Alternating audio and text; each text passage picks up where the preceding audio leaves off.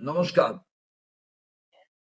আমার প্রিয় এবং শ্রদ্ধেয় জেলা কংগ্রেসের সম্মানীয় সভাপতিগণ এবং বাংলার কংগ্রেস প্রেমী মানুষ যারা আছেন, তার সঙ্গে সঙ্গে শুভ বুদ্ধি সম্পন্ন বাংলার সমস্ত মানুষের কাছে আমাদের আবেদন, আপনারা জানেন নতুন সরকার হয়েছে। এই সরকারের উপরে আমাদের আশা ভরসা আমরা রেখেছিলাম যে তারা আইনের শাসন প্রতিষ্ঠা করবেন। 21শে জুলাই আমরা শহীদ তর্পণের জন্য শহীদ মিনারের নিচে যে কর্মসূচি রেখেছিলাম, সেখানে বিভিন্ন জেলা থেকে আমাদের কর্মী নেতৃবর্গ আসছিলেন, বাসে করে, ট্রেনে করে।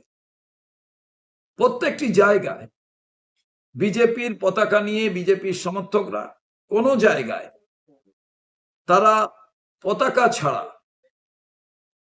বিজেপির স্লোগান দিতে দিতে আমাদের কর্মীদের উপরে অত্যাচার করেন, মারেন, জিনিসপত্র ছিনতাই করে নেন।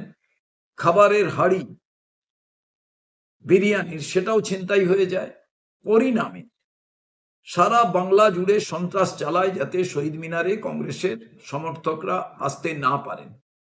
প্রত্যেকটি জেলায়, বাঁকুড়া থেকে বর্ধমান, মেদিনীপুর থেকে হাওড়া, দক্ষিণ 24 পরগনা থেকে নদিয়া, উত্তর 24 পরগনা, প্রত্যেকটি রাস্তায় তারা তাণ্ডব চালায়। বহু মানুষ আহত হন, মাথা ফেটে যায়, কারুর পায়ে আঘাত লাগে, পা ভেঙে যায়, হাসপাতালে ভর্তি করতে হয়। এই রকম যখন সারা বাংলায় ঘটনা, তখন আমরা পুলিশ আধিকারিকদেরকে জানাই, কিন্তু কোনো প্রতিকার হয়নি। 20 তারিখ রাত্রে থেকে এই ঘটনা শুরু হয়েছে। তারপরে আপনারা জানেন তারা আসছিলেন শহীদ মিনারে স্মৃতি তর্পণে, অন্য কোনো রাজনৈতিক কর্মসূচি ছিল না। এই অত্যাচার কেন? কংগ্রেসকে ভয় পাচ্ছেন, রাহুল গান্ধীকে ভয় পাচ্ছেন। এরপরে আপনারা জানেন ছাত্রছাত্রীদের ওপরে অকথ্য অত্যাচার দিল্লির রাজপথে, তার প্রতিবাদ রাহুল গান্ধী করেছেন।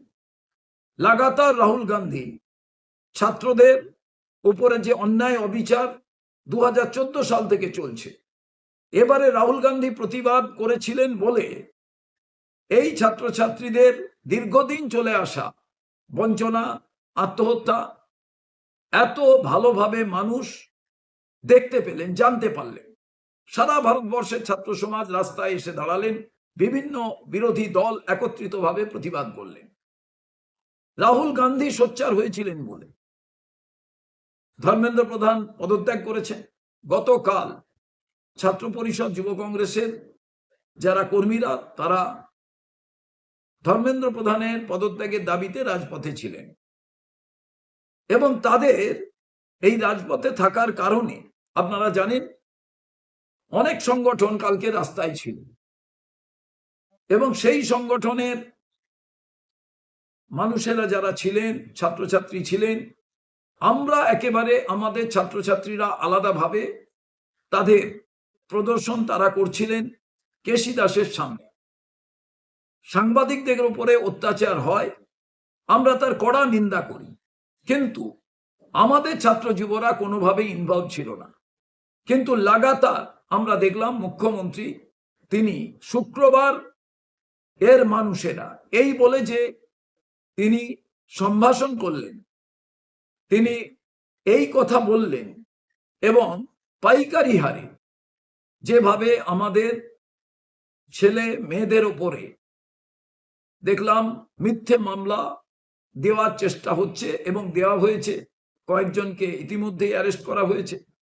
এই সামগ্রিক ঘটনা এবং শহীদ মিনারে এই যে আসার জন্য অন্যায়, অবিচার, মারধর করা হয়েছে, তার প্রতিবাদে আমরা প্রথমে থানা ঘেরাওয়ের ডাক এর কথা ভেবেছিলাম, কিন্তু সামগ্রিক পরিস্থিতি, আইন শৃঙ্খলার অবনতি দেখে আমরা 5ই আগস্ট লালবাজার অভিযানের ডাক দিয়েছি।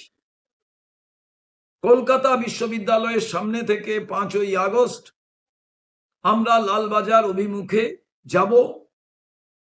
পশ্চিমবঙ্গের পুলিশ আধিকারিক, পুলিশের ঊর্ধ্বতন কর্তৃপক্ষের কাছে, পুলিশ কমিশনারের কাছে আমরা জানতে চাই আপনারা আইনের শাসনের বদলে এটা কি শাসন প্রতিষ্ঠা করতে চাইছেন। আমরা তো ল্যান্ড অফ দ্য ল মানি, তারপরেও কেন এই ঘটনা ঘটছে।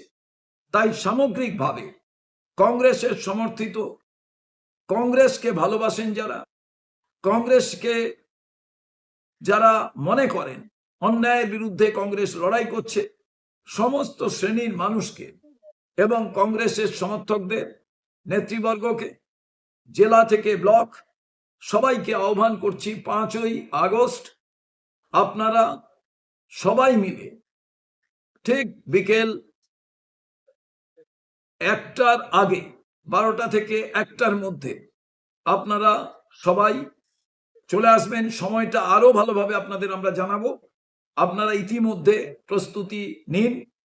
5ই আগস্ট আইন শৃঙ্খলার অবনতির বিরুদ্ধে, মিথ্যে মামলার বিরুদ্ধে এবং বিজেপির অত্যাচারের বিরুদ্ধে আমরা আধিকারিকদের কাছে শান্তিপূর্ণভাবে আমরা আমাদের দাবি সনদ পেশ করার জন্য যাব। সবাই মিলে আসবেন।